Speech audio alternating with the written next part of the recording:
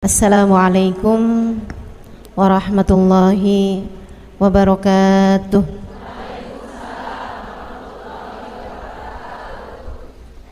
Alhamdulillah, wassalatu wassalamu ala rasulillah Muhammad ibn Abdillah wa ala alihi wa sahbihi wa man wala. Subhanaka la ilma lana illa ma 'allamtana innaka antal alimul hakim. Rabbi syrah li sadri wa yassir li amri wahlul 'uqdatan min lisani yafqahu qawli, amma ba'du. Baik, sebelum kita mulai, kita akan baca niat belajar bersama-sama. Mudah-mudahan ilmunya nanti sekali lagi jadi ilmu yang manfaat buat kita sekalian. Bismillahirrahmanirrahim. Nawaitu ta'allum wa ta'lim wan naf'a wal intifa' wal mudzakarah wat tadhkir wal ifadah wal istifadah wal hidza 'ala tamassuk bi kitabillah wa sunnati rasulillah sallallahu alaihi wa alihi wasallam wa du'a ilal huda wa dilalata alal khair ibtigha'a mardatih wa qurbih wa thawabih wa husnil khatimah ma'al lutfi wal afiyah wa salahil akibah birahmatika ya arhamar rahimin. La hadratin Nabi Muhammad sallallahu alaihi wasallam wa alihi washabihi azwaji wa dzurriyyati wa ahli baiti wa jamil anbiya wal mursalin wal kulli ajma'in. Anna Allah yaghfir lahum wa yarhamhum wa ya'li darajatihim fil jannah wa yanfa'una barakatihim wa asrarihim wa anwarihim wa ulumihim wa nafaatihim fid din wa dunya wal akhirah. Al-Fatihah, baca bersama-sama. A'udzu billahi minasy syaithanir rajim. Bismillahirrahmanirrahim. Alhamdulillahi rabbil alamin, arrahmanir rahim, maliki yaumiddin. Iyyaka na'budu wa iyyaka nasta'in. Ihdinas siratal mustaqim, siratal ladzina an'amta 'alaihim ghairil maghdubi 'alaihim waladdallin. Amin. Taqabbalallahu minna wa minkum, taqabbal ya karim. Alhamdulillah, teman-teman, saudari-saudariku sekalian yang saya muliakan, hari ini saya ingin membahas kisahnya Sahibul Baqarah di surat Al-Baqarah, tentu saja, gitu ya. Yang nama Al-Baqarah itu loh, dari mana sih sebenarnya, gitu kan? Nah, itu insya Allah mudah-mudahan. Al-Baqarah itu artinya apa? Sapi betina, pada tahu ya? Gimana ceritanya? Pokoknya tentang sapi deh yang pasti. Bukan tentang gajah pastinya. Sebab kalau tentang gajah adanya di surat Al-Fil, gitu kan? Tapi kisah selengkapnya seperti apa tentang Sahibul Baqarah itu tadi, insya Allah kita akan pelajari. Mudah-mudahan Allah karuniakan kepada kita ilmu yang bermanfaat, waktu yang berkah, ilmu yang menjadi cahaya bagi kita sekalian, insya Allah, dalam kita menghadapi kehidupan di atas muka bumi ini. Dan semua kisah-kisah yang ada dalam Al-Quran adalah merupakan ibratan liulil albab, merupakan pembelajaran bagi orang-orang yang mau berpikir. Semoga kita menjadi salah seorang di antara mereka. Baik, teman-teman sekalian, jadi ceritanya seperti ini nih, teman-teman sekalian. Ada seorang saudagar kaya raya di sebuah kampung yang dekat dengan kampungnya Nabi Musa alaihi salam. Saudagar kaya ini nggak punya anak, tapi kaya raya, nggak ada orang kaya lebih kaya daripada dia.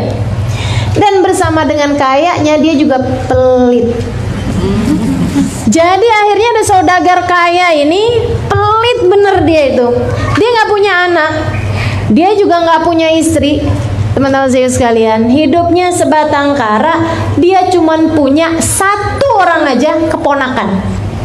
Yang khidmah sama dia ini, si keponakannya ini kerja sama dia juga gitu. Si keponakan ini Cuman seperti yang tadi saya sampaikan, pelitnya nauzubillah. Akhirnya kemudian si keponakan ini nungguin. Dia bilang nggak apa-apa deh, saya kerja sama dia capek-capek, dia bayar dikit nggak apa-apa. Saya setiap kali bayangin orang ini kebayang Paman Gober. Ingat nggak? Ibu-ibu masa kecil baca itu nggak sih? Apa namanya? Donald Bebek ya. Donald Bebek punya paman pelitnya nauzubillah ya. Namanya Paman Gober. Tapi kayaknya luar biasa juga gitu. Nah ini nih si Paman Gober nih. Si Paman Gober, si saudagar kaya ini. Sehingga sekalian si keponakannya ini, oke nggak apa-apa deh, sabar-sabar aja saya akan hidmah, saya akan baik-baik sama dia gitu. Saya dibayar sedikit nggak apa-apa, saya sabar-sabar aja. Dia juga udah tua ini. Ntar begitu dia mati, saya dapat warisannya. Gitu ya ceritanya ya. Jadi teman-teman, urusan orang gila terhadap harta, senang sama dunia bukan baru. Bukan baru. Makanya kalau saran saya sih jangan jadi orang terlalu kaya. Ntar banyak orang yang pengenin kita cepet mati. Akhirnya kemudian ternyata nggak mati-mati. Si orang kaya ini lama-lama pegel si ponakan ini nih. Mati-mati juga nih orang. Tiap kali denger pamannya sakit digirang. Mudah-mudahan udah deket. Ternyata nggak juga sembuh lagi gitu ya. Ya Allah, ini gimana sih modelnya? Lama-lama nggak sabar. Dia kemudian satu hari meracun si pamannya ini. Namanya dia emang tinggal bareng sama pamannya ini apa segala macem gitu ya. Akhirnya dia kemudian racun si pamannya sampai meninggal dunia. Saat malam tiba, dia bawa jenazah pamannya, dia lemparkan ke tempat yang memang sangat jauh dari kampung tersebut. Besok paginya dia pergi ke kaumnya dalam keadaan nangis-nangis. Pokoknya nangis-nangis. Dibilang kenapa? Saya nyari-nyari paman saya nggak ketemu. Saya kemudian cari-cari paman saya, ternyata paman saya meninggal dunia. Akhirnya orang kemudian berduyun-duyun pergi mencari-cari. Jadi dia bilang paman saya nggak ada, pokoknya sudah cari-cari nggak tahu kemana. Akhirnya mereka pun kemudian nyari-nyari pamannya tersebut, ketemulah ada di satu tempat lah gitu ya, yang keluar dari kampung mereka tersebut. Jadi akhirnya ribut. Begitu dia ngelihat jenazah pamannya acting. Oh, ya. Jangan salah. Orang-orang sandiwara itu dari zaman dulu tuh ya rupanya ya. Wah, dia pun kayak pura-pura gitu kan. Pura-pura nangis. Paman, mengapa engkau meninggalkanku secepat ini? Siapa yang telah berbuat sedemikian keji kepadamu, paman? Aku akan tuntut dia. Wah, dirinya sendiri padahal. Jadi dia marah-marah, dia nangis-nangis ini apa segala macam. Orang percaya kampungnya. Siapa nih yang bunuh dia ini? Gitu kan. Wah, gak ngerti nih kita nih. Cari orang yang biasanya ngerti-ngerti gitu kan, peramal atau orang pintar segala macam, semuanya tanya-tanyain, nggak ada yang tahu siapa yang bunuh si saudagar kaya tersebut itu. Kayaknya bener-bener kaya raya, punya banyak simpanan emas dan lain sebagainya. Jadi akhirnya kemudian katanya orang-orang tersebut, kalau gitu kita tanya sama Nabi Musa. Kalau dia seorang nabi, dia pasti tahu-tahu. Dia kan dekat sama Tuhan. Gitu.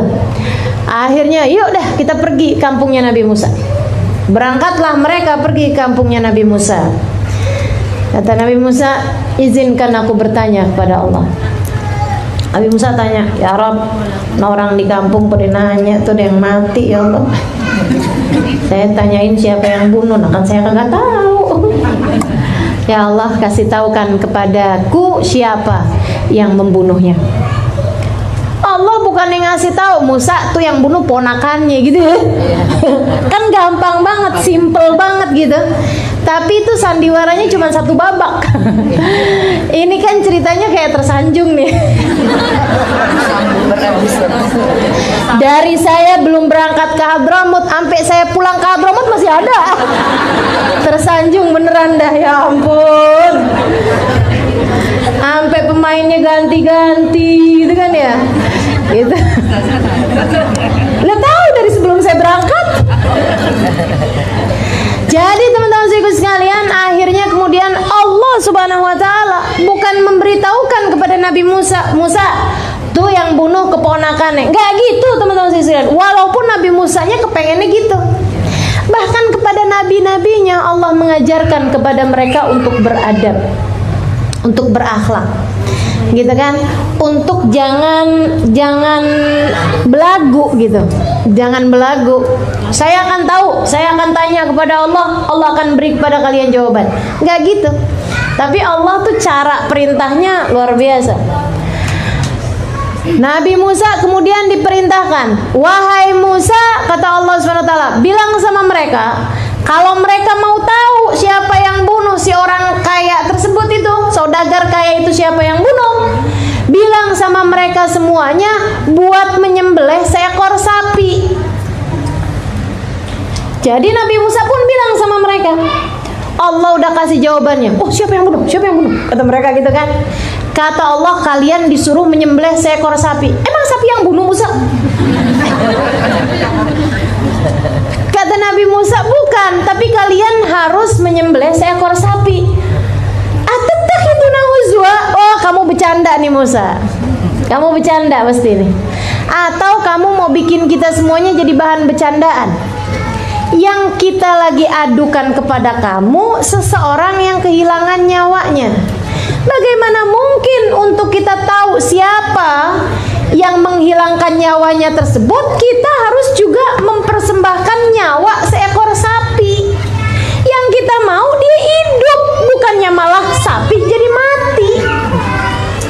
Kan nggak masuk akal nih, gitu ya. Allah tuh emang suka kayak begitu teman-teman sekalian. Waktu Nabi Musa dikejar sama Fir'aun, cerita yang lain ya. Waktu Nabi Musa dikejar sama Fir'aun malam-malam, Nabi Musa ini kan andalannya tongkat, ya kan gitu ya. Katanya Nabi Musa begitu nyampe di tengah-tengah lautan, jadi Nabi Musa dikejar sama Fir'aun. Kemudian pas mentok, depannya lautan, belakangnya pasukannya Fir'aun mengejar. Nabi Musa bingung, katanya orang-orang, Inna Fir'aun lamudrikun, inna lamudrikun. Wah, kita kena nih, kita pasti kena nih. Gimana nih, kita pasti kena nih sama kaumnya Fir'aun nih. Fir'aun udah semakin deket nih. Waduh, kita ketangkep deh nih. Wah, kita mati deh nih. Aduh, kelar nih. Katanya Nabi Musa, Inna ma'iya rabbi sayahdin. Oh, nggak bakalan. Ada Allah bersama denganku. Allah akan memberikan kepadaku petunjuk. Ya Allah, apa nih petunjuknya? Apa kata Allah Subhanahu wa taala? Fadrib bi'asaka al-bahr. Wahai Musa, pukulkanlah dengan tongkatmu tersebut lautan. Yang salah Fir'aun, yang dipukul lautan. Allah nggak bilang pukulkan dengan tongkatmu itu kepalanya Fir'aun. Masuk akal? Bener apa enggak? Begitu Fir'aunnya datang jeblak gitu ya. Pantas gitu ya, enggak gitu. Wahai Musa, kamu mau selamat, pukulkan dengan tongkatmu.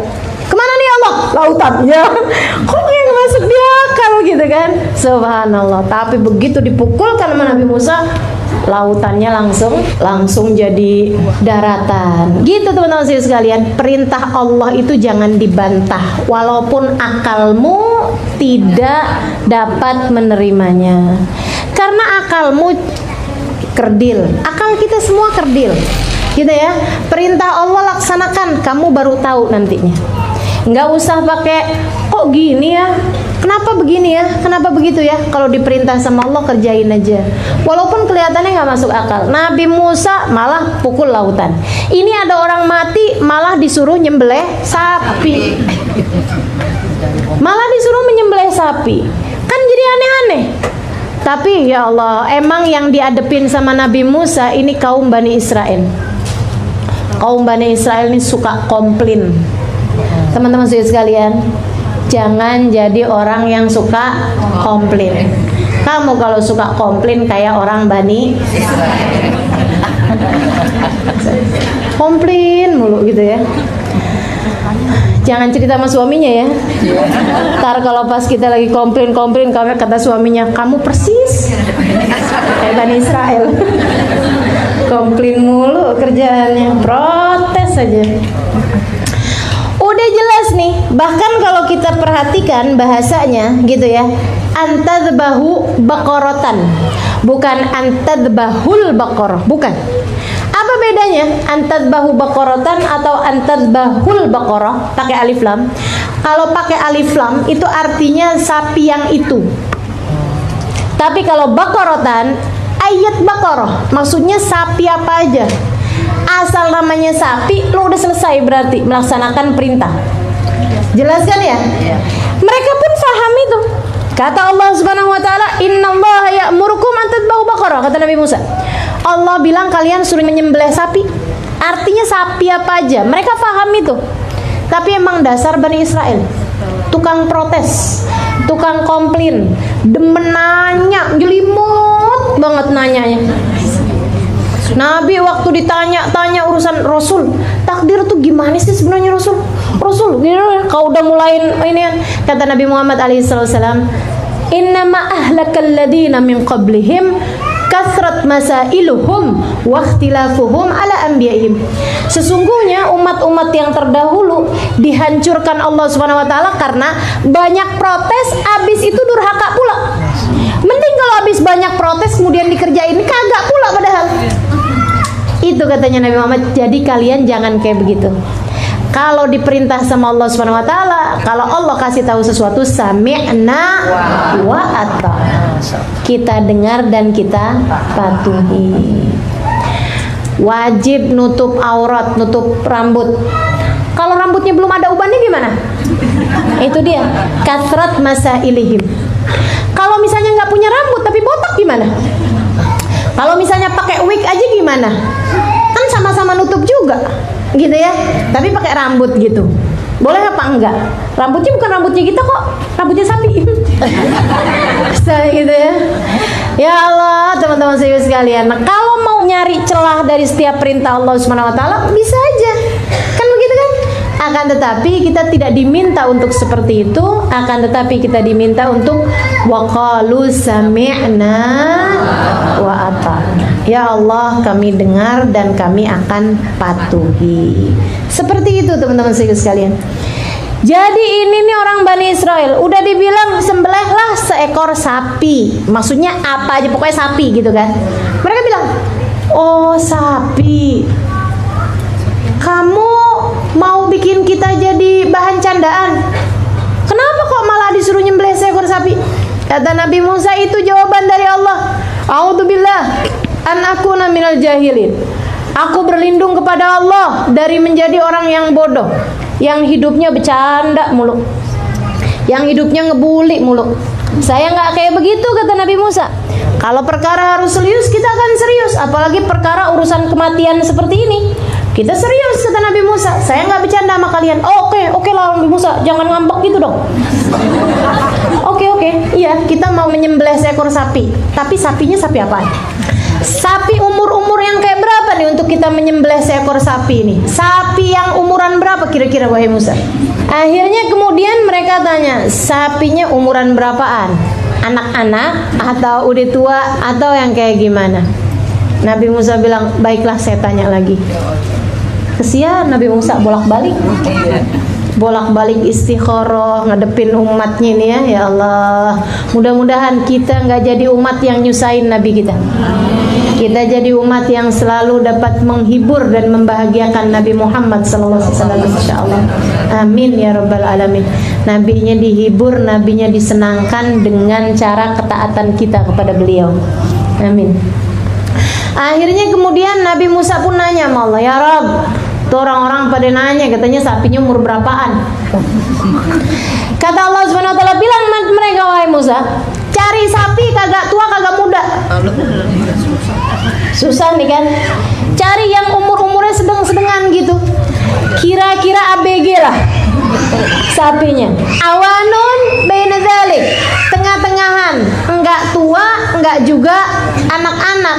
Artinya kan remaja, kan begitu ya? Wah, repot nih sebenarnya. Dah, pasti abis ini orang langsung ngerjain nyari sapi yang enggak tua, enggak muda. Ibarat kata dari seluruh sapi misalnya ada 10.000, yang enggak tua, enggak muda nih kan ada sekitar 3.000-an. Iya enggak? Karena sapi kan pasti ada yang muda, pasti ada yang tua, pasti ada yang sedengan. Berarti kan yang sedengan nih kan sepertiganya lah kurang lebih. Dah, Nabi Musa bilang, sapinya kata Allah Subhanahu wa taala, saya udah tanya sama Allah, Allah udah kasih jawabannya. Dan ini bukan cepet teman-teman saya sekalian.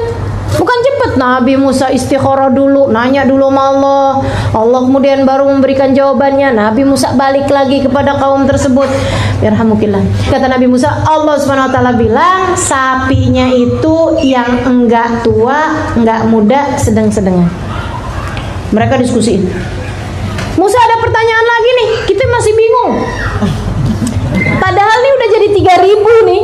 Dari 10.000 sapi istilah katanya ya, dari 9.000 sapi udah jadi 3.000. Masih bingung juga katanya. Malaunuha, apa warnanya? Coba tuh, setengah mati bener kan? Warnanya sapi banyakannya apa? Putih, coklat, hitam, iya kan? Gitu ya, hitam putih. Teman-teman sekalian, maka mereka pun kemudian bilang, apa warnanya wahai Musa? Karena sapi itu kan banyak katanya mereka. Akhirnya kemudian nanya warnanya apa tepatnya. Nabi Musa bilang, baik saya tanyain lagi. Nabi Musa nanya lagi, ya Allah, Padi nanya lagi tuh ya Allah, katanya warnanya apaan ya Allah? Ya Musa, bilang sama kaummu, aku mau sapi yang warnanya safra, faqiul launuha tasurun nabi. Warnanya kuning, semu-semu merah, keemasan, gitu ya. Tasurun nadirin, yang akan menyenangkan siapapun saja yang memandangnya. Setengah mati kan lo nyarinya, gitu. Maksudnya Nabi Musa, udah deh sekarang cari aja tuh, mungkin ada jenis sapi yang warnanya seperti itu gitu maksudnya. Ya udah, nah itu dari 3.000 sapi, mungkin jenis tertentu yang warnanya seperti itu, barangkali sisanya sekarang jadi 100 atau jadi 300 dari 3.000 loh sapi. Ibarat katanya nih jadi tinggal 10%-nya aja gitu. Jadi 300 sapi yang warnanya memang kuning keemasan. Ada sebagian sapi warnanya seperti itu. Akhirnya kemudian Nabi Musa bilang, dah sekarang ayo, Allah Subhanahu wa taala kasih kepada kalian perintah, cari sapi, sembelihlah sapi yang warnanya kuning keemasan, menyenangkan siapapun aja yang memandang. Mereka diskusi lagi.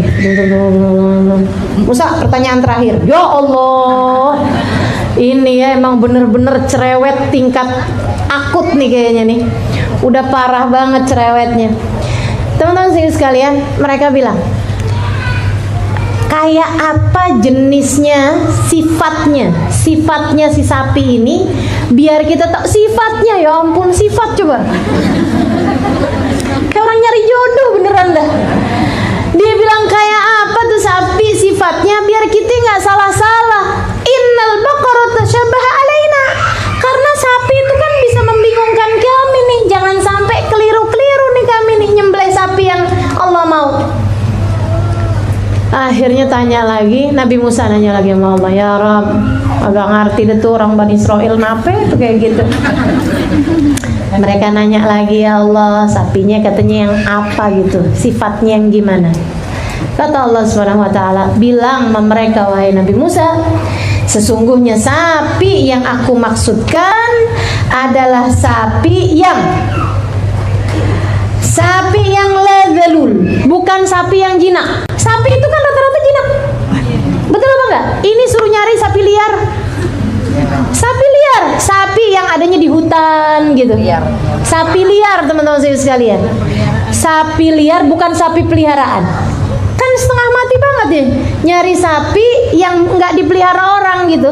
Sapinya yang liar, tuthirul arda, dia sapinya itu enggak pernah dipakai bajak sawah, enggak pernah dipakai nyiram sawah, Musallamatun, sapinya sehat, kuat, la syata fiha, enggak ada penyakit, enggak ada celah di dalamnya, enggak ada aibnya si sapi ini.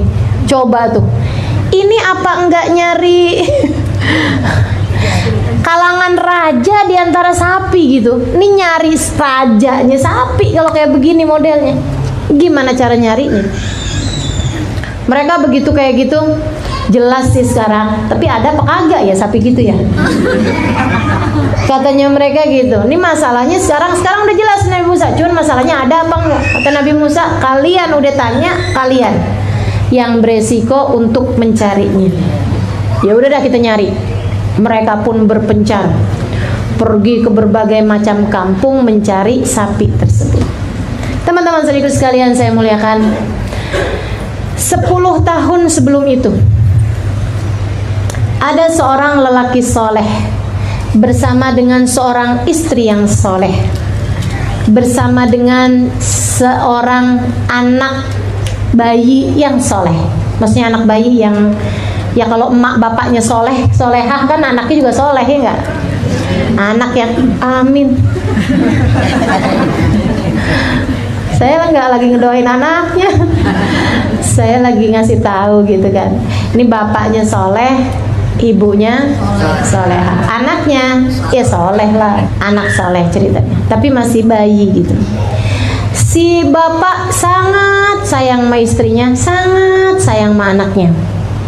Dia selalu aja, dia kerjaannya pergi ke hutan nyari kayu bakar, dia jual, kemudian uangnya dia pakai untuk beli makanan, kemudian dia pun bagi kepada anak dan istrinya makanan tersebut. Terus seperti itu. Satu waktu si bapak ini dia sakit.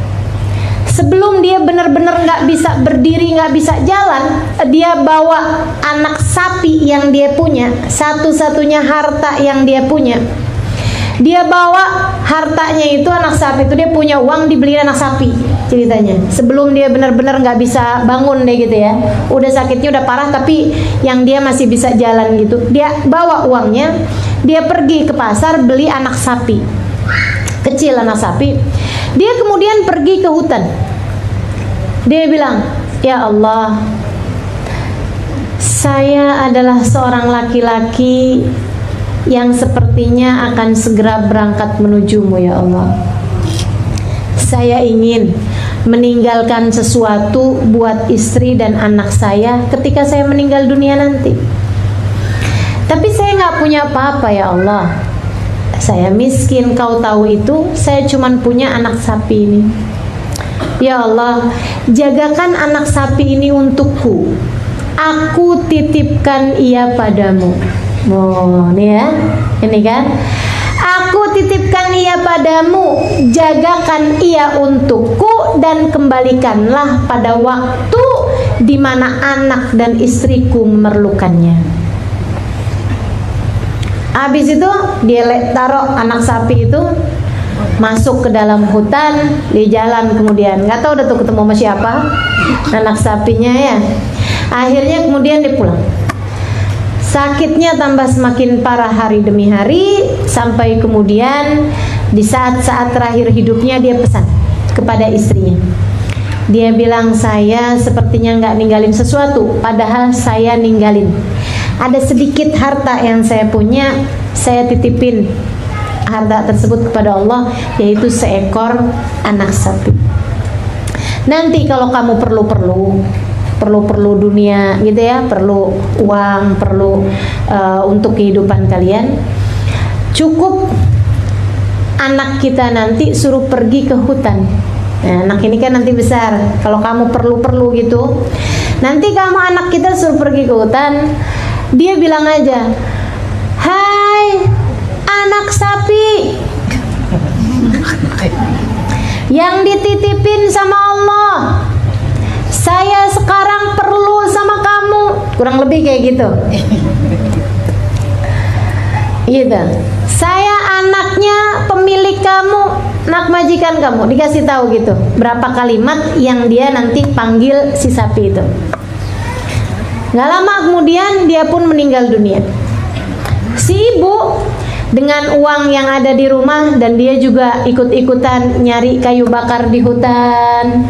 Kemudian dia jual kayu bakarnya, kemudian dia dapat makan. Dia hidupkan anak kecilnya tadi itu. Sampai ketika anaknya tersebut sama dirinya sudah mulai, maksudnya dia sudah mulai menua dan anaknya pun sudah mulai besar. Satu ketika si ibu itu jatuh sakit. Si anak ini pun kemudian menggantikannya untuk nyari kayu bakar di hutan. Tapi kemudian si ibu sakitnya tambah semakin parah sehingga membuat dia harus, ya kayak kalau orang zaman sekarang harus dioperasi, harus membutuhkan perawatan yang lebih, sehingga uang yang mereka punya tidak mencukupi. Si anak sampai pontang-panting karena si ibu lupa apa pesannya suaminya tuh. Sampai si anak nih bener-bener gitu pergi dari mulai habis subuh buat nyari kayu bakar. Dia jual di pasar, kadang-kadang uangnya lebihan, kadang-kadang enggak juga gitu kan. Dia beliin obat buat ibunya, dia beliin yang disuruh sama dokter buat ibunya tersebut itu. Tapi ibunya tetap juga masih sakit karena obat yang harus dibeli memang lebih mahal lagi. Sampai ketika ngelihat anaknya kesian benar nih. Duh, udah suami udah meninggal, anak juga kesian, tuh bakti sama saya. Tapi kehidupan memang seperti ini, terkadang tidak berpihak pada kita. Teman-teman sekalian saya muliakan. Akhirnya kemudian dia bilang, suami saya tuh juga meninggal dunia, nggak ninggalin apa-apa, nggak ninggalin apa-apa, nggak ninggalin apa-apa. Kok kayak gimana gitu ya? Kayak inget-inget ada orang yang pernah ngomong kayak gitu. Terus ingatlah dia sama ucapan suaminya, saya meninggal dunia nih kayaknya nggak ninggalin apa-apa, padahal saya meninggalkan untukmu sesuatu. Ingatlah dia, sapi, dia bilang di hutan, sapi di hutan. Dia pun kemudian panggil anaknya dalam keadaan dia sakit itu, dia bilang, nah bapak kamu tuh waktu mau meninggal dunia dia bilang begini. Oh gitu mah. Jadi saya mesti gimana Mi? Kamu pergilah ke hutan besok hari, pergilah ke hutan, kemudian kamu masuk ke hutan, nanti di arah sekian gitu ya, nomor sekian, rumah aja blok sekian, kamu bilang gitu, begini. Baik mah. Besok paginya pergilah dia pagi-pagi ke hutan. Udah masuk di tempat yang kira-kira dituju itu, dia kemudian bilang, hai anak sapi, saya adalah anak dari pemilik kamu dulu, sapi yang dititipin sama Allah. Kami sekarang memerlukanmu, kembalilah kepada pemilikmu. Dia dengerin, kagak ada suara-suara. Hai anak sapi, tambah kenceng. Dia dengerin, nggak lama kemudian kedengeran krok krok, sapi datang. Gimana sih bunyinya sapi? Krok krok krok gitu, nggak asik ya? Sapinya ya datang, sapinya. Wow, cakepnya tuh sapi. Sapinya itu kelihatan umurnya nggak tua nggak muda. Sapinya tersebut kelihatan warnanya kuning keemasan yang menyenangkan siapapun yang melihat. Sapinya itu teman-teman sekalian, sapi liar, nggak pernah bajak sawah, nggak pernah mengairi sawah, benar-benar sehat, sempurna, nggak ada celah, nggak ada aib, nggak punya luka di tubuhnya. Sapi yang disebutkan oleh Allah Subhanahu wa taala untuk dibunuh kepada si Bani Israil. Akhirnya kemudian dia pun datang. Jadi rupanya si sapi itu tiap kali ada orang deket lari dia kabur. Tapi hari itu subhanallah, bukannya kabur, dia malah yang deketin si anak tersebut. Kemudian malah dengan mudahnya si anak itu naik di atas sapi itu, pulanglah mereka berdua. Semua kebaikanmu dibayar Allah Subhanahu wa taala. teman-teman sekalian, kesolehanmu, keistiqomahanmu dalam ibadah, kebaikan apapun yang kamu lakukan akan Allah bayar tunai di dunia sebelum kelak di hari akhirat. Nggak usah takut jadi orang baik. Kalau jadi orang baik nih kena tipu mulu. Itu bukan baik, itu bodoh. Beda ya antara orang baik sama orang bodoh, beda tipis. Nah itu, jadilah orang baik, jangan jadi orang bodoh, kan begitu. Jadi teman-teman sekalian, jangan lelah untuk menjadi orang baik. Jangan lelah untuk menjadi orang baik. Sebab kebaikanmu akan dibayar oleh Allah Subhanahu wa taala. Dunia sebelum akhirat. Enggak usah khawatir. Enggak ada yang pergi, enggak ada yang pergi. Walaupun misalnya kamu buat baik sama orang, orangnya jahatin kamu, kelihatannya kayak sia-sia gitu kan. Oh, enggak ada yang sia-sia. Nanti Allah akan bayar. Nanti Allah akan bayar. Ada orang lain yang akan berbuat baik padamu. Tenang aja, nanti ada orang lain yang berbuat baik kepadamu. Sama halnya dengan Allah juga bayar kejahatan, teman-teman sekalian. Allah bayar kejahatan. Seperti kejahatan ponakan yang bunuh ini nih, yang bunuh pamannya tadi itu. Siapa nama pamannya? Paman Gober. Ya, saya nggak sebut namanya, saya nggak tahu, nggak disebutin pula di kitab-kitab. Jadi teman-teman sekalian saya muliakan, nggak akan ada yang pergi. Semua kebaikan, semua keburukan hanya akan dibayar tunai oleh Allah Subhanahu wa taala. Tinggal kamu pilih. Mauan dibayar segala kebaikan-kebaikan atau mauan dibayar segala keburukan-keburukan. Kita yang mesti pinter-pinter. Hidup ini udah baik aja deh, baik aja. Semua yang kamu lakukan di atas muka bumi ini seperti meneriakkan kalimat-kalimat dalam sebuah gua. Kamu cantik. Apa kedengerannya? Kalau kamu jelek nggak mungkin. Pasti gemanya kamu cantik, kamu cantik, kamu cantik, kamu cantik, kan gitu ya? Semakin banyak kamu sampaikan kebaikan, semakin banyak pula yang kemudian kembali padamu. Innal hasanat bi asyri amsalihha. Kata Nabi Muhammad, sungguhnya kebaikan 10 kali ganda minimalnya. Minimalnya 10 kali ganda, teman-teman sekalian, minimal. Gimana kalau lebih Allah Subhanahu wa taala bagi? Dan keburukan, hal jazaul ihsan illal ihsan, dan sebaliknya juga kan gitu ya. Kalau kemudian sayyi'ah juga balasannya seperti itu juga. Keburukan juga hanya akan dibayar dengan keburukan. Kurang ajar. Apa kalau kita neriakan kalimat seperti itu di gua gitu? Kurang ajar loh. Jawabannya apa? Kurang ajar loh, kurang ajar loh, kurang ajar loh. Itu teman-teman sekalian, nggak akan kemana-mana, nggak akan kemana-mana, gitu ya. Batu yang kau lempar hanya akan kembali kepada dirimu sendiri. Maka jangan lelah untuk menjadi orang soleha. Jangan lelah untuk belajar istiqomah. Jangan lelah untuk menjadi hamba Allah Subhanahu wa taala yang taat kepadanya. Insya Allah. Istiqomah sampai surga insya Allah ya. Amin. Dunia sampai akhirat. Baik teman-teman sekalian, pulanglah dia bawa seekor sapi ini ya. Akhirnya nyampe di rumah. Bu, sapinya bagus banget bu, diceritain tadi. Tadi saya panggil bu, pertama kali nggak datang bu, yang kedua baru dia datang. Lupanya di mainannya rada jauhan. Ya, cerita-cerita sama ibunya, girang, senang nih berduaan nih sama ibunya. Ibunya terbaring, teman-teman sekalian, di atas tempat tidur karena sakit memang sudah sangat berat. Kata ibunya, kalau gitu nak, jual cepetan biar kamu bisa beli obat. Baik mah. Berapa mah harga jualnya? Sapi segede gitu, mamanya udah lihat-liatin kan sapinya ya. Walaupun dia duduk itu lihat-liatin sapi. Terus dia bilang sapi kayak gitu biasanya harganya 25 juta lah. Sapi biasanya berapa sih?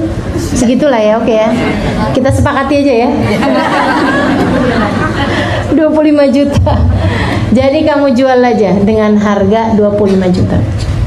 Si anak bawa tuh sapi, mumpung pasar masih buka nak. Dia bawa tuh sapi pergi ke pasar. Sapi. Orang rupanya zaman itu lagi krisis moneter kali. Kayak lagi zaman gitu sekarang nih, harga-harga pada naik, jadi boro-boro beli sapi. Beli gandum aja susah. Jadi nggak ada yang tertarik. beli sapinya. Lihat gitu sapinya, wah bagus nih sapinya. Tapi belum ketemu orang yang tertarik beli sapi. Sapi. Kemudian ada seseorang laki-laki tua. Dia bilang, "Nak, jual sapi." "Iya Pak." "Masa kucing?" "Sapi lah ini." Dia bilang, "Jual sapinya Nak." "Iya Pak." Dia bilang, "Berapa kamu jual sapi kamu ini?" 25 juta Pak. Katanya si bapak itu, "Gimana kalau saya beli 50 juta? Bingung dia. Teman-teman saya sekalian, bukan bingung bodoh, bukan, tapi bingung aneh. Mana ada orang dibilang harganya 25 juta mau dibeli 50 juta? Nggak ada orang kayak begitu. Yang ada 25 juta 20 aja deh. Kan begitu ya? Atau 15 gimana? Atau kayak ibu-ibu 25 10 aja deh. Nawarnya nggak tanggung-tanggung. Ya Allah. Gitu ya. Kalau saya yang jual, saya kasihin. "Ustazah, ini madunya berapa?" 130. "Ustazah, 70 aja deh, saya kasih aja." Nawar kagak-kagak. Untung nggak ada yang kayak gitu sama saya. Jadi teman-teman sekalian, ini harganya 25 juta gitu istilah katanya ya. Dia nawar 2 kali lipat, 50 juta aja deh. Boleh nggak kalau saya beli 50 juta? Dia nggak jawab, bukan karena anak bodoh, bukan, tapi justru karena ia anak yang sangat pandai. Kok aneh sih? Gitu. Jadi dia bilang, "Tunggu, kalau gitu saya harus tanya dulu sama ibu saya." Bukan karena bodoh teman-teman sekalian, tapi justru karena anak yang sangat pandai. Ini aneh nih, kenapa bisa begini nih? Dia adalah anak yang sudah dikenalkan oleh ibunya bahasa-bahasa pertanda. Kalau apa-apa kamu mesti sadar nih, ada bahasa pertanda nih. Kalau kamu mau pergi ke satu tempat, tiap kali mau jalan ke sana kesleo. Tiap kali mau jalan ke sana kesandung. Tiap kali mau jalan ke sana ada apa gitu yang terjadi. Fahami bahasa pertanda. Allah nggak mau kamu pergi ke sana. Kan begitu tuh. Jadi kita itu mesti ngerti bahasa pertanda gitu. Jadi dia bilang, "Oh ini aneh nih. Kalau gitu saya mesti mohon petunjuk." Nah kalau kita dapat pertanda, kita mesti dapat petunjuk kan begitu ya. Mesti ada orang yang kita tanya kalau kita nggak ngerti pertanda itu apa gitu. Dia menjadikan petunjuknya dia adalah ibunya. Karena dia tahu ibunya adalah seorang perempuan yang sangat solehah, seorang perempuan yang dekat dengan Allah. Teman-teman sekalian, semua dari kita bodoh, dan hanya Allah lah zat yang maha tahu. Maka kebodohanmu akan perlahan-lahan hilang jika kamu dekat sama Sang Maha Tahu. Kamu yang bodoh akan berpengetahuan jika kamu dekat sama Sang Maha Tahu. Kalau kamu nggak dekat sama Sang Maha Tahu, kemudian kamu merasa berilmu, itu namanya bukan pandai tapi sok tahu. Jadi dia kemudian bilang, "Saya mau bilang dulu dah sama ibu saya." Pulanglah dia ke rumah sambil bawa-bawa sapinya itu. Sampai di rumah dia bilang, "Gimana Nak?" kata ibunya. "Ada yang mau beli sapi kita?" "Sudah laku belum sapi kita?" "Belum mah, belum laku. Belum ada yang tertarik, hanya satu orang aja tertarik, tapi aneh nih Mah." "Kenapa gitu aneh?" Saya bilang, dia nanya, "Kamu jual sapinya?" Saya bilang, "Iya." Dia nanya, "Berapa kamu jual?" Saya bilang 25 juta. Dia bilang, "Boleh nggak saya beli 50 juta?" Ibunya perempuan solehah yang mengerti bahasa pertanda. Ibunya adalah seorang perempuan solehah yang sangat bijaksana. Ini saya bayangin kalau emaknya kagak ngerti, dia bakalan bilang sama anaknya, "Lo mau jual 25 juta, ada yang nawar 50 juta, ya kasih. Lo mau bikin malu mati, malu lagi sakit juga gitu ya." Saya bayangin nih kalau emaknya yang model kita nih begini guys. Untung nih ya, cerita Allah tuh nggak kayak gitu teman-teman sekalian. Ibunya ngerti bahasa pertanda. Ibunya kemudian bilang, "Kalau gitu iya deh Nak. Iya deh. Dah istikharah nanya sama Allah, iya dah. Kamu pergi, kemudian kamu bilang, sapinya saya jual dengan harga 50 juta. Sekarang kalau ada orang nanya, sapinya kamu jual dengan harga 50. Berangkatlah dia, pergi ke pasar lagi. Dia nyari-nyari orang yang tadi tuh, nggak ketemu. Nyusahin ya. Nggak ketemu tuh yang orang tadi. Ketemu lagi sama orang lain lagi. Jual nak sapinya? Iya pak. Berapa nih kamu mau jual sapi kamu? 50 juta. Oh, saya sih mau nih belinya 100 juta. 2 kali lipat. Saya harus tanya dulu sama ibu saya. Aneh kan?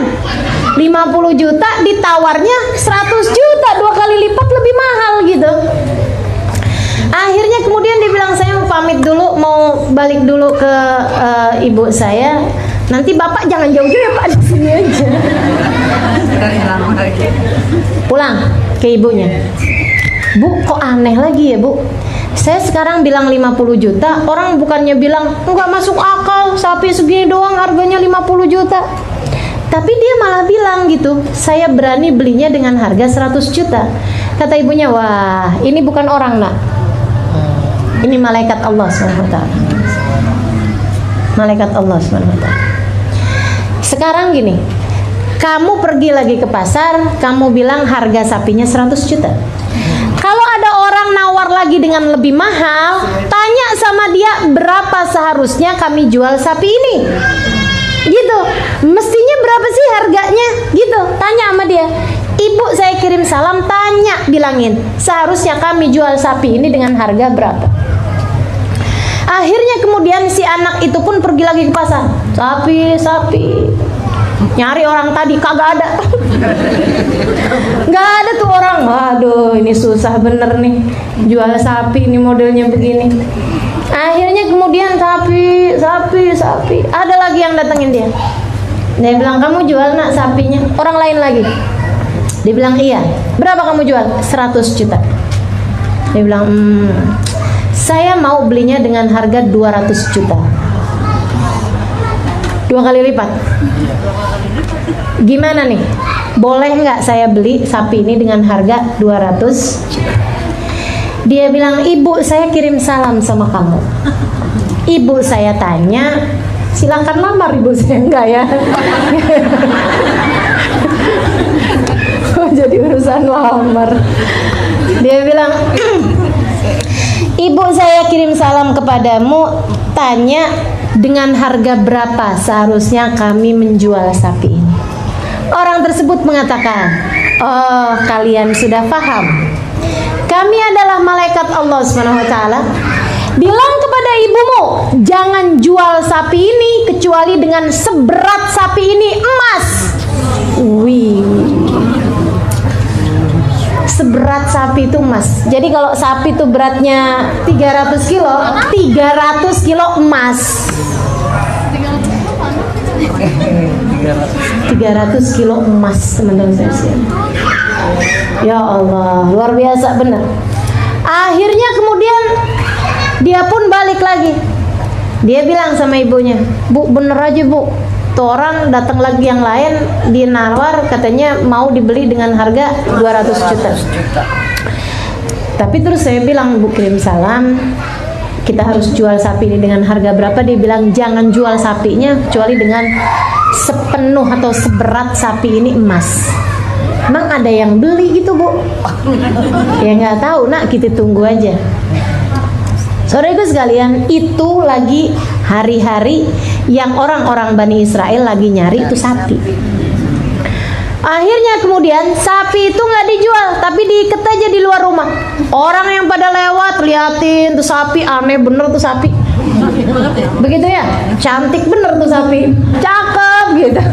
Udah orang lewat semuanya. Jadi orang sekampung tuh tahu tuh cerita tentang seorang anak dan seorang ibu yang punya sapi yang kayak begitu modelnya. Akhirnya si orang yang nyari sapinya Nabi Musa tadi nih nyari nyampe juga ke kampung itu. Begitu nyari di kampung tersebut, kalian tahu nggak ada sapi? Padahal mereka udah mulai putus asa tuh. Maka duyaf'alun, hampir aja nggak ngerjain perintahnya Nabi Musa. Udah deh, kita udah aja deh, biarin aja deh, dia udah mati aja gitu. Maksudnya nggak usah kita bahas gitu, nggak usah kita cari siapa yang bunuh gitu kan. Tapi akhirnya kemudian mereka sampai di kampung tersebut. Ketika kemudian mereka tanya, pernah lihat nggak sapi? Oh iya, kita lihat semuanya, tiap hari kita liatin sapi. Dia bilang, sapi apa itu? Si orang itu yang punya. Maka pergilah mereka ke sana. Kemudian mereka pun mau beli sapi itu. Berapa nih sapi dijualnya? Kita nggak jual, kata si ibu. Berapa nih sapi? Kita perlu banget nih. Soalnya hanya sapi ini yang diinginkan oleh Tuhan. Hanya sapi ini yang dipinginin oleh Allah untuk kita sembelih gitu, sesuai dengan perintahnya Nabi Musa. Berapa nih sapi ini harganya? Kita nggak jual, kata ibunya. Enggak, berapa nih benernya nih? Kita jual dengan seberat sapi ini, Mas. Kagak lupa deh. Masa seberat sapi ini, Mas? Ya udah, kalau nggak gitu kita nggak jual. Pulanglah mereka ke kampungnya lagi, ngitungin hartanya si orang meninggal dunia tadi, saudagar kayak. Subhanallah, pas 300 kilo emas. Kebaikan gak akan pernah tertukar, sebagaimana keburukan gak akan pernah tertukar. Nah itu kan kalau duit warisannya semua dibeliin sapi, si keponakan kan gak dapat apa-apa. Nggak akan ada yang ketukar, teman-teman saya sekalian. Ketaatan bapak tersebut, ketaatan ibunya kepada Allah, anaknya adalah anak yang berbakti. Mereka didik anaknya untuk anak tersebut menjadi anak yang taat kepada Allah Subhanahu wa taala. Allah Subhanahu wa taala bayar. Allah Subhanahu wa taala bayar. Jadi itu Allah mau kayain orang tersebut, caranya luar biasa ya. Dihitung kemudian, wah bener pas nih.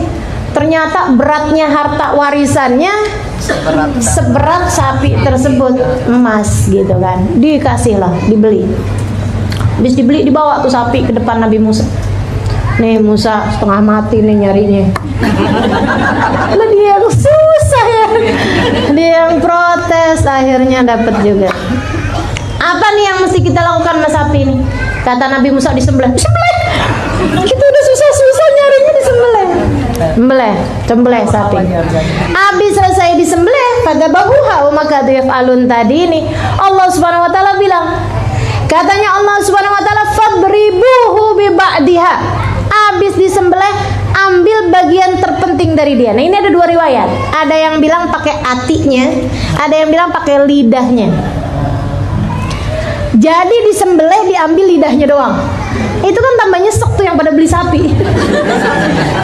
Udah kita beli susah-susah, diambil lidahnya doang.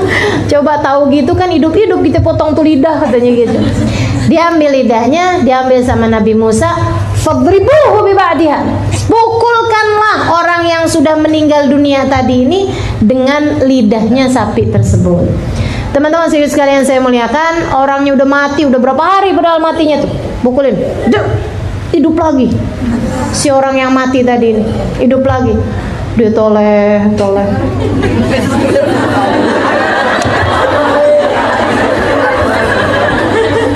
Makanya jangan bayangin, jadi ngeri sendiri. Habis dia noleh. Ditanya sama kaumnya, kamu meninggal dunia kenapa? Dibunuh. Dia bilang, diracunin saya, dibunuh. Siapa yang bunuh kamu? Katanya kaumnya.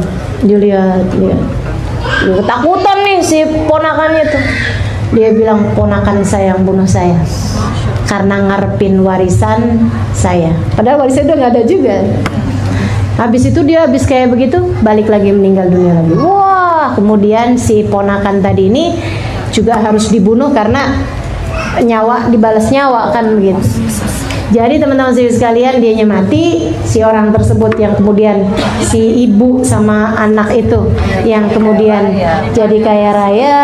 Tapi kaya raya pada orang yang benar selalu berbeda dengan kaya raya pada orang yang nggak punya takwa. Kan gitu ya. Seindah-indah harta ketika berada di tangan orang bertakwa. teman-teman sekalian. Dan sebinasa-binasa harta ketika ia berada di tangan seseorang yang tidak bertakwa kepada Allah Subhanahu wa taala. Jadi harta yang enggak bagus gitu. Jadinya kan ya itu orang tadi itu ya, yang meninggal dunia dalam keadaan diracun itu kan karena dia pelit, makanya dia sampai dibunuh sama ponakannya. Nah, ketika kemudian berada di tangan perempuan soleha, berada di tangan anak yang soleh, ada begitu banyak tetangga-tetangga ikut merasakan hartanya. Dia sumbang sana, sedekah sana, bagi sana, taruh sana, anak yatim sana dipelihara, orang janda-janda sana, semuanya itu ya pada kebagian semua. Satu negeri, satu kampung jadi makmur dengan keberkahan si anak muda yang kemudian menjadi kaya raya tersebut. Jadi itu Sahibul Baqarah adalah ayah dari anak yang menitipkan sapinya kepada Allah Subhanahu wa taala di tengah hutan. Teman-teman sekalian, jika sapi yang bernyawa dititipkan oleh Allah Subhanahu wa taala selama bertahun, tetap dijaga oleh Allah Subhanahu wa taala, maka bagaimana pula ketika kamu titipkan iman kamu kepada Allah, ketika kamu titipkan anak-anakmu kepada Allah, kamu titipkan suamimu kepada Allah, bahkan kamu titipkan dirimu kepada Allah Subhanahu wa taala. Kamu titipkan penjagaan dirimu ini kepada Allah Subhanahu wa taala. Selalulah berkata, ya Allah, aku titipkan diriku, aku titipkan keluargaku, aku titipkan semua orang yang aku cintai, aku titipkan imanku, hartaku, kebahagiaanku kepadamu ya Allah. Jagalah ia sebagaimana engkau menjaga hamba-hamba tercinta di sisimu. Itu doanya baca Yasin yang ditulis oleh Al-Imam Al-Haddad alaihi ridwanullah, Abdullah bin Al-Haddad. Allahumma inni astaghfiruka wa astaudi'uka dinana wa abdanana wa anfusana wa ahlana wa auladana wa amwalana wa kulla syai'in. Ya Allah, aku mohon dijaga, aku titipkan kepadamu ya Allah diriku, imanku, keluargaku, anak-anakku, hartaku, apapun saja yang kau berikan kepada kami, aku titipkan ia kepadamu. Karena Allah SWT telah menamakan dirinya khair mustauda, sebaik-baik dat yang dititipi sesuatu. Hasbunallah wa ni'mal wakil. Cukup bagi kami Allah, sebab Allah adalah ni'mal wakil, seindah-indah dat yang dititipi, seindah-indah dat yang diserahi. Taqabbalallahu minna wa minkum, taqabbal ya karim. Assalamualaikum warahmatullahi wabarakatuh.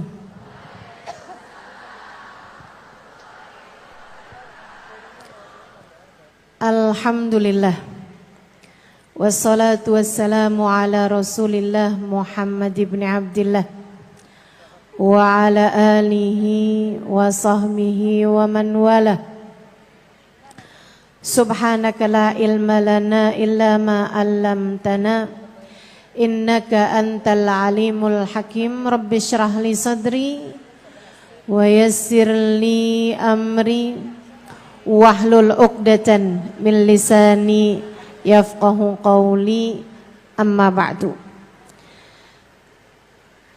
Alhamdulillah, Allah sampaikan juga saya ke tempat ini, masjidnya Allah Subhanahu wa taala, bait min buyutillah, rumahnya Allah.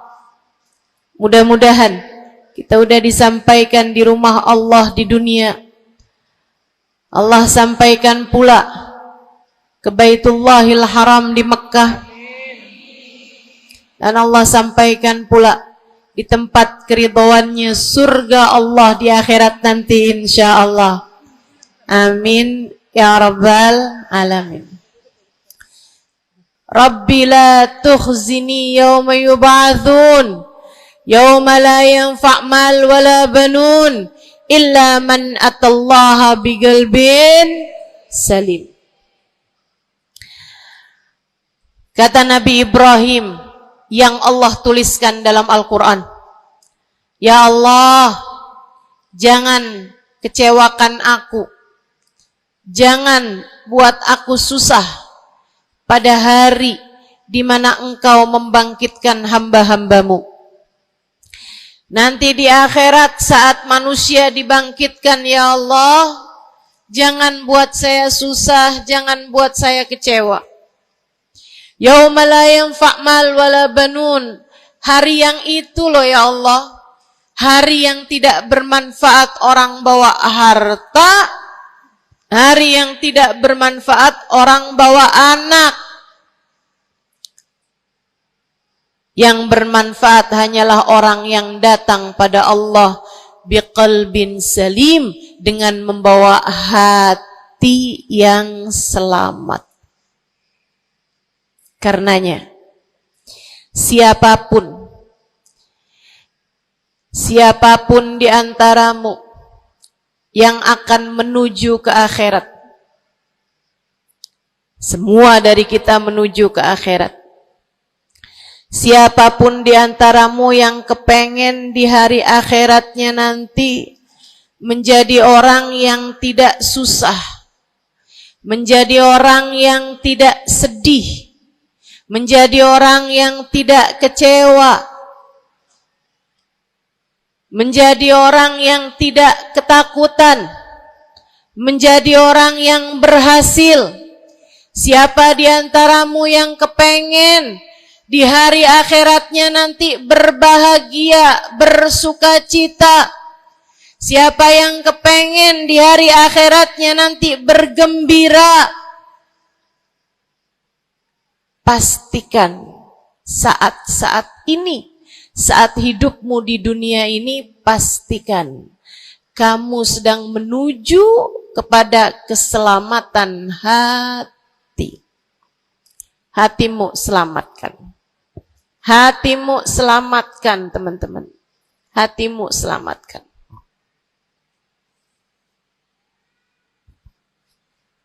Semoga Allah karuniakan kepada kita selamatnya hati, insya Allah. Amin. Semoga Allah menyelamatkan hati kita semua. Semoga Allah menyelamatkan hati kita semua.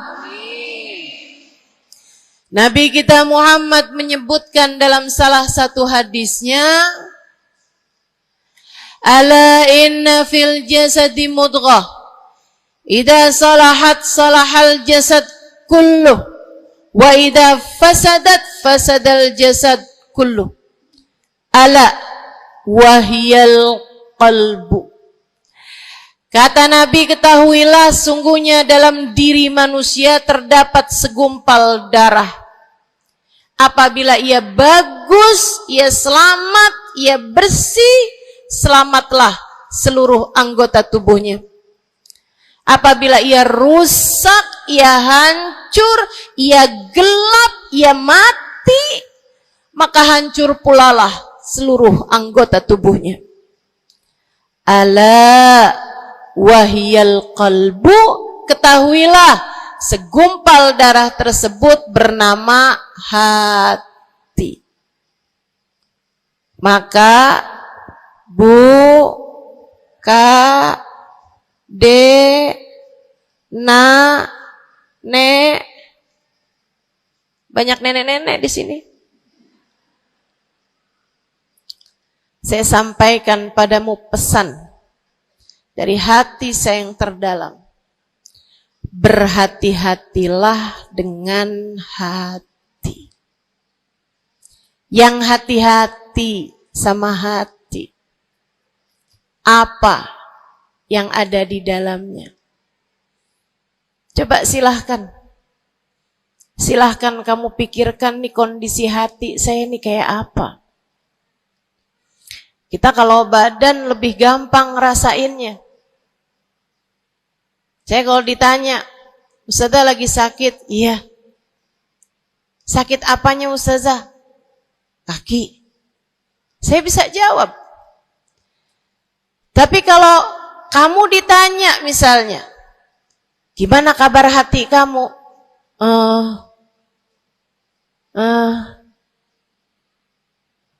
Gimana kabar hatimu? Sehatkah? Sakitkah? Atau bahkan sakaratul maut? Hatimu Bercahayakah? Gelapkah?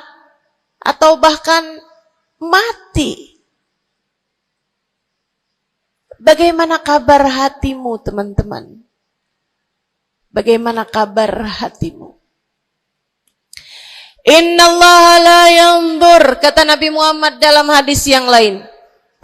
Innallaha la yanzur ila suwarikum wala ila absyarikum, walakin yanzur ila qulubikum. Sungguhnya Allah tidak melihat kepada badan kalian. Allah tidak melihat kepada warna kulit kalian. Allah nggak peduli hidung kamu mancung ataukah pesek. Allah nggak peduli kulit wajahmu mulus ataukah berjerawat.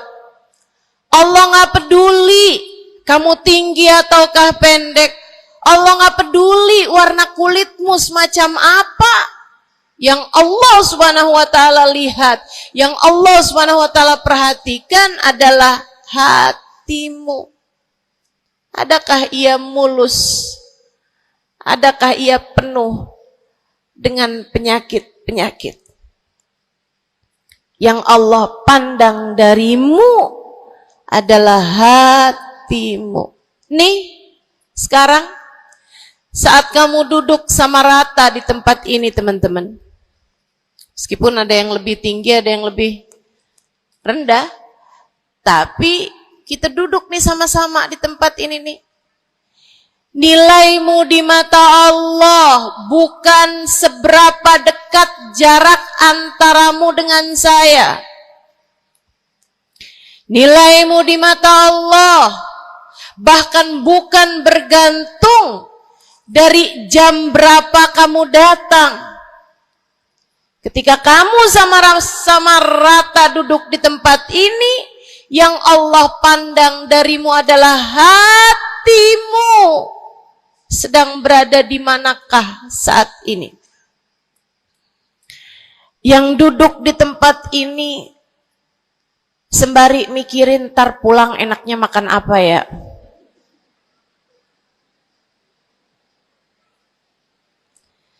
Yang duduk di tempat ini sambil mikirin, kok saya lapar ya? Iya, belum sarapan.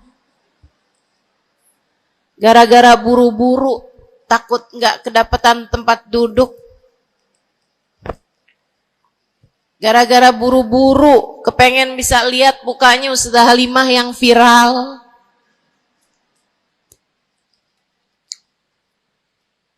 Hatimu. Allah melihat darimu, nilaimu di hadapan Allah. Nilaimu di hadapan Allah saat ini bukan bergantung dari seberapa awal kamu datang, bukan bergantung pada hal-hal yang lainnya, akan tetapi yang Allah lihat darimu adalah hatimu.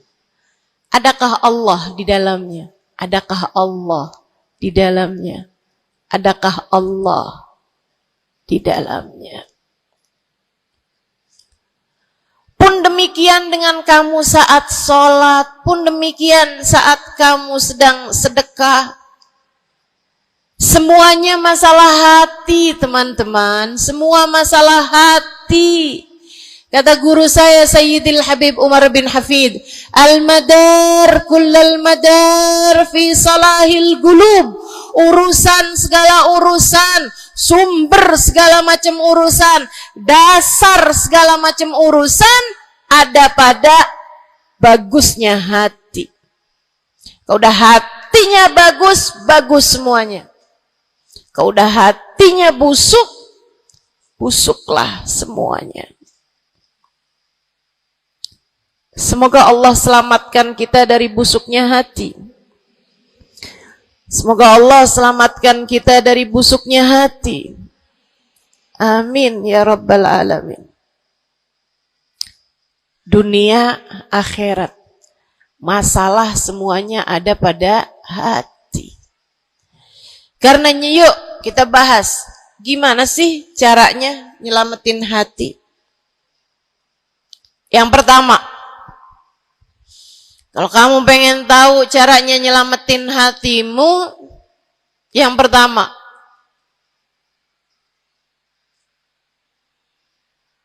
bersihkan sampah-sampahnya. Nih, kamu mau rumah itu biar bagus, biar terjaga, biar selamat. Kamu lihat dalamnya, oh banyak sampah, banyak noda, banyak kotoran. Dari mulai kotorannya cicak, ayam, sampai mungkin anjing, karena lama nggak ditempatin. Karena lama nggak ditempatin. Ada banyak di antara kita yang kondisi hatinya semacam itu. Sampah begitu banyak dalam hatinya. Ada banyak di antara kita umat Islam yang kondisi hatinya semacam itu. Begitu banyak sampah di dalam hatinya tersebut. Semoga Allah selamatkan semuanya. Amin. Maka hal pertama, kalau kamu kepengen punya hati yang selamat, yang nomor satu adalah bersihkan hatimu dari semua sampahnya, keluarin. Apa sampahnya hati? Dosa-dosa yang telah kamu lakukan. Idza aznabal abd nakat fi qalbihi nuqtah sauda. Kata baginda kita Nabi besar Muhammad, idza adnabal abd, ketika seorang hamba mengerjakan dosa, tertorehlah di dalam hatinya satu titik hitam. Sampahnya hati. Kamu tiap kali bikin dosa, dosa apa aja? Bukan hanya dosa besar, zina, bukan hanya dosa besar, minum minuman keras atau narkoba, bukan hanya dosa besar, judi atau riba, bukan hanya dosa-dosa besar. Kalau itu titik hitam yang sangat besar tertoreh di dalam hatimu itu. Bahkan dosa-dosa kecil, sekedar marah-marah sama suami atau ngambil uang suami. Gimana? Pernah? Rezeki istri solehah ustazah. Lagi mau nyuci, kelihatan, alhamdulillah. Emang haram ya ustazah? Ya haram, bukan punya kamu. Kan katanya ada hak istri dalam harta suami. Iya betul kalau dia kasih. Kalau dia kasih, kalau nggak kasih, nggak halal juga. Bahkan dosa-dosa kecil, seperti melihat tetangga, terus kamu bilang, ya ampun, cakep banget ya. Nyesel saya nggak kawin sama dia.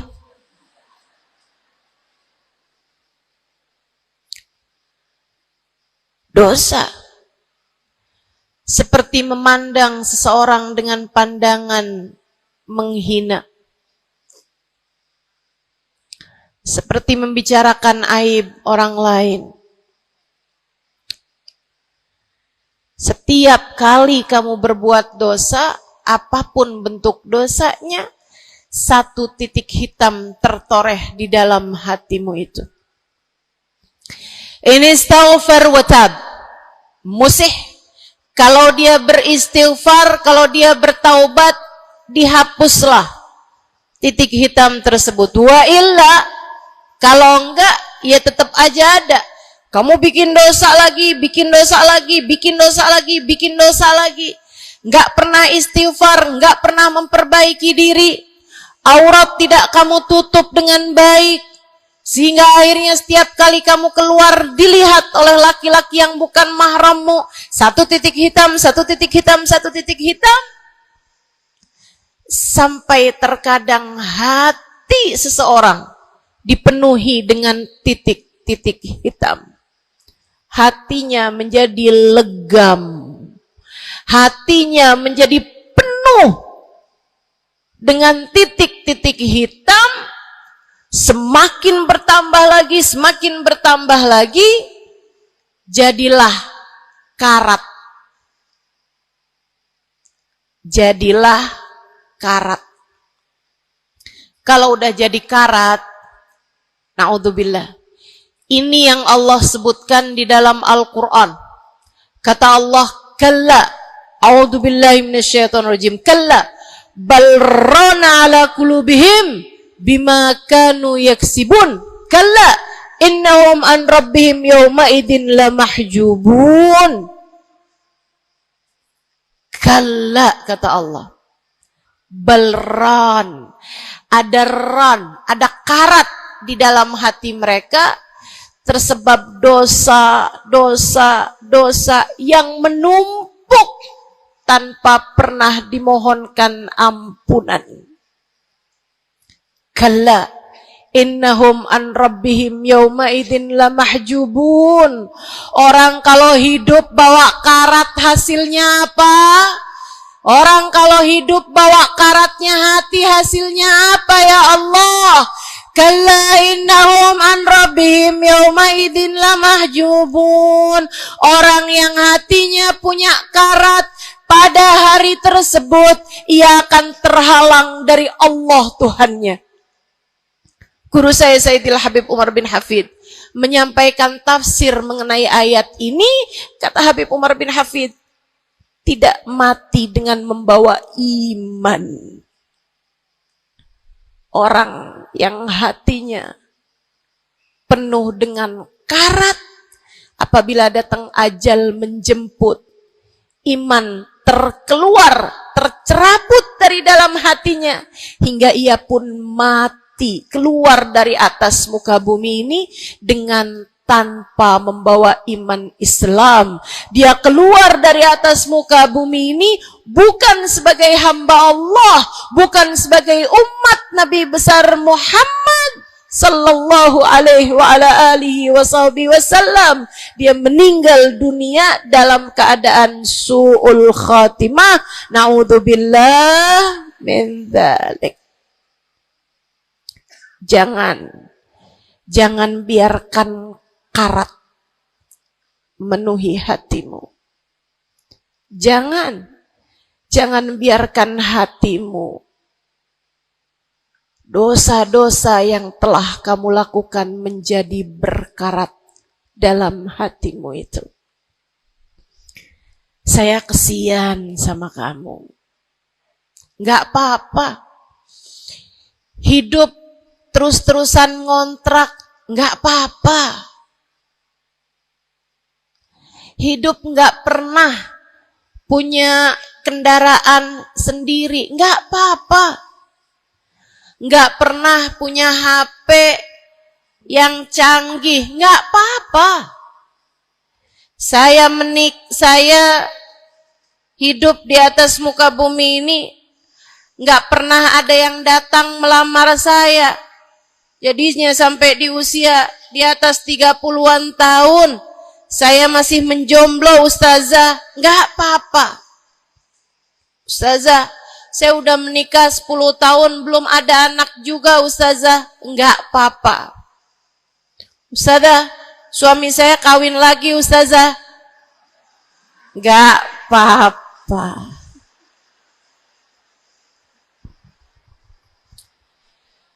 Hidup di dunia ini, apapun yang terjadi, semuanya hanyalah sementara. Kamu hanya perlu memastikan agar tatkala datang ajal menjemput, kamu punya modal. Dan modal utamanya yang nomor 1 adalah hati yang bersih. Hati yang selamat. Kamu bawa pulang menghadap Allah Subhanahu wa taala bigalbin salim, kamu bawa hati yang selamat. Insya Allah. Mati nggak bawa suami nggak apa-apa. Mati nggak bawa anak nggak apa-apa. Nggak bakalan jadi pertanyaan malaikat raqib atid. Tapi mati harus dengan membawa hati yang selamat. Mudah-mudahan Allah karuniakan. Mudah-mudahan Allah karuniakan. Saudaraku sekalian yang saya muliakan, maka bersihkan sampah-sampah dalam hatimu itu. Caranya gimana nih, Ustazah? Dosa-dosa saya emang udah banyak banget. Saya di masa muda, di masa remaja, bahkan sampai udah tua juga nih, bergelimangan dengan dosa demi dosa. Banyak dosa saya, Ustazah. Saya zaman muda berada dalam masa jahiliyah. Dosa, segala dosa saya kerjakan. Apa yang harus saya lakukan? Bersihkan karat-karat dalam hatimu itu dengan taubat. Minta ampun sama Allah. Minta ampun sama Allah. Kamu perlu nangis sama Allah. Kamu perlu sungguh-sungguh minta ampunan sama Allah. Dosa segede gunung, kalau Allah mau melemparkannya ke dalam lautan ampunan, inna kaba'irad dunubi ful ghufrani kallamami.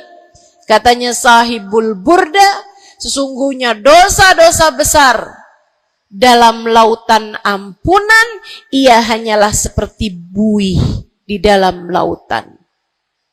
Gak ada artinya apa-apa kalau Allah mau ampuni. Dosa sebesar apapun, kalau Allah mau ampuni gak ada artinya. Tapi dosa sekecil apapun, kalau Allah mau perhitungkan, kamu gak akan selamat. Saya sampaikan padamu atas nama cinta. Dosa sekecil apapun yang kamu lakukan, jika ia tidak berjumpa dengan ampunan Allah, kamu bisa tidak selamat. Iblis nyembah Allah 70.000 tahun lamanya. Sujud di atas bumi, dia sujud, bumi dihancurkan, Allah naikin dia ke langit. Di atas langit dia sujud, ganti-ganti posisi sujudnya. Karenanya Imam Ghazali dalam kitabnya Minhajil Abidin mengatakan, ma min buk'ah minal ard was sama, tidak ada satu jengkal tanah, baik di bumi ataupun di langit, illa waqad sajad iblis fihi sajdah. Iblis udah pernah sujud di sana, di semua tempat di bumi maupun di langit. Paling banyak ibadahnya ternyata bukan seorang wali. Paling banyak ibadahnya ternyata bukan seorang nabi. Kalau hitung-hitungan panjang-panjangan ibadah, ibadahnya iblis lebih panjang daripada siapapun dari makhluknya Allah Subhanahu wa ta'ala yang pernah tinggal di bumi ini. Akan tetapi dia nggak nurut. Iblis ibadah 70.000 tahun, nggak nurut sekali doang, sekali aja. Wa idh qulna lil malaikati isjudu li Adam fasajadu illa iblis. Ketika kami memerintahkan seluruh makhluk yang ada di langit, seluruh malaikat kami perintahkan, wahai malaikat-malaikatku, sujudlah kalian kepada Adam. Fasajadu, mereka semuanya sujud, illa iblis, kecuali iblis doang. Tantang, petenteng gak mau sujud. Allah tanya, ma manaka antas judali Adam id amartuk? Iblis, apa yang bikin kamu gak mau sujud kepada Adam? Padahal aku yang telah memerintahkanmu. Bukankah kamu selama ini sujud di bumi, di langit untuk menyembahku? Sekarang aku perintahkan padamu untuk sujud. Kenapa kamu gak mau sujud padanya? Iblis gak bilang, ya Allah, kan perintahnya tadi malaikat. Saya kan bukan malaikat ya Allah. Gak gitu. Gak gitu. Saudariku sekalian yang saya muliakan, bahkan iblis gak bilang, males ya Allah saya sujud, lagi bisulan, misal. Enggak gitu juga. Makanya orang yang meninggalkan taat karena malas, karena bodoh misalnya, itu lebih dimaklumi teman-teman daripada yang kayak iblis ini nih. Ketika ditanya apa yang membuatmu gak mau sujud, wahai iblis, kepada Adam, iblis dengan pongahnya, dengan sombongnya mengatakan, ana khairun minhu, saya lebih baik daripada Adam. Khalaqtani min nar wa khalaqtahu min tin. Saya berasal dari api, sementara Adam berasal dari tanah. Tanah diinjak-injak ya Allah, sementara api begitu hebatnya. Fahbit minha fa innaka rajim. Kata Allah, kita yang taat sama dosa sama-sama baik.